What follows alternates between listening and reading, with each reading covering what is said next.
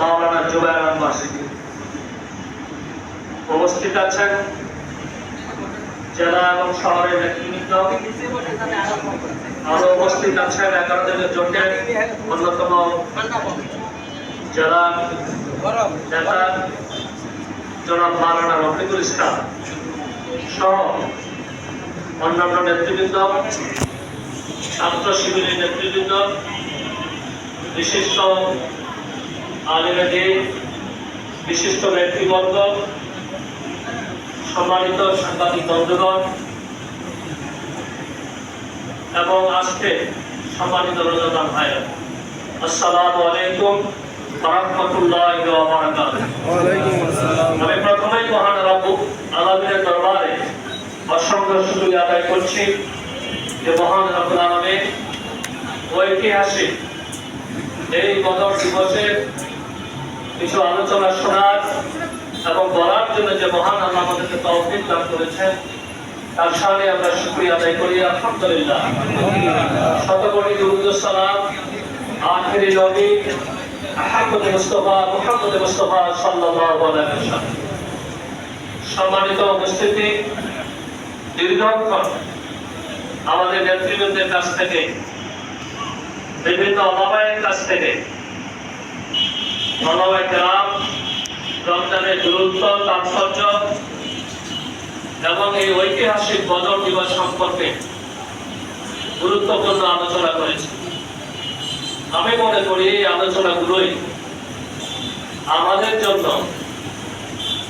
আগামী দিনে চলার পথে যথেষ্ট। আমি আপনাদের কাছে এইটুকু অন্তত আরজ করতে চাই, মাহে রমজান প্রতি বছরে আমাদের কাছে আসে, আবার চলে যায়। এই আসা যাওয়া, এর মধ্যে আপনার আমার কি শিক্ষণীয়, এটা ভাবতে হবে। অনেকের বয়স আমাদের 60 বছর, 70, 80 বছর, অথচ রমজান পেলাম কিন্তু আল্লাহ রাসূলের ভাষায় নিজের গুনাহগাথা মাফ করাই দিতে পারলাম না। সেই রোজা বা সেই রমজান আপনার আমার জন্য কোনো কল্যাণ বয়ে আনবে।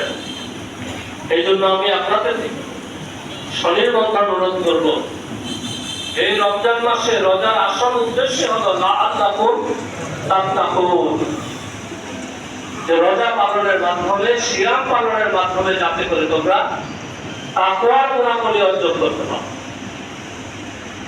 আমাদের আজকে আমরা 17 রমজান অতিবাহিত করছি। যদি 30টা রোজা হয় ধরে নেওয়া যায়, তাহলে আর মাত্র 13টা। তাহলে এখন থেকে আপনারা আমাকে আত্মবিচার করতে হবে, আত্মবিশ্লেষণ করতে হবে। আমি কি সত্যিকার তাকওয়ার গুণাবলী অর্জন করতে পেরেছি? আমি যদি সত্যিকার তাকওয়ার গুণাবলী অর্জন করতে পারি, তাহলে আমি এই রমজান মাসে যারা ব্যবসায় আছি, অতিরিক্ত মুনাফা লাভের উদ্দেশ্যে রহু করে জিনিসপত্রের দাম বাড়াতাম। ঠিক কিনা বলেন? যদি সত্যিকারে আমার মধ্যে তাকওয়ার গুণাবলী অর্জন হয় সিয়াম পালনের মাধ্যমে, তাহলে অজনে কখনো আমরা কাউকে কম দিতাম না, আবার নেওয়ার সময় বেশি দিতাম।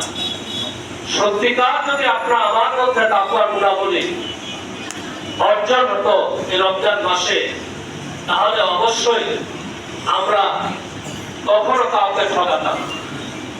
জাবের ইবনে আব্দুল্লাহ রাদিয়াল্লাহু আনহু থেকে একটা হাদিস বর্ণনা করা হয়েছে, যে ব্যক্তি রোজা রেখে 5টি খারাপ কাজ ছেড়ে দিতে পারল না, তার রোজা রেখে কোনো লাভ নেই। শুধু রোজা রেখে শুধু তৃষ্ণা আর ক্ষুধার যন্ত্রণা সহ্য করা ছাড়া তার আর কোনো উপায় থাকবে না।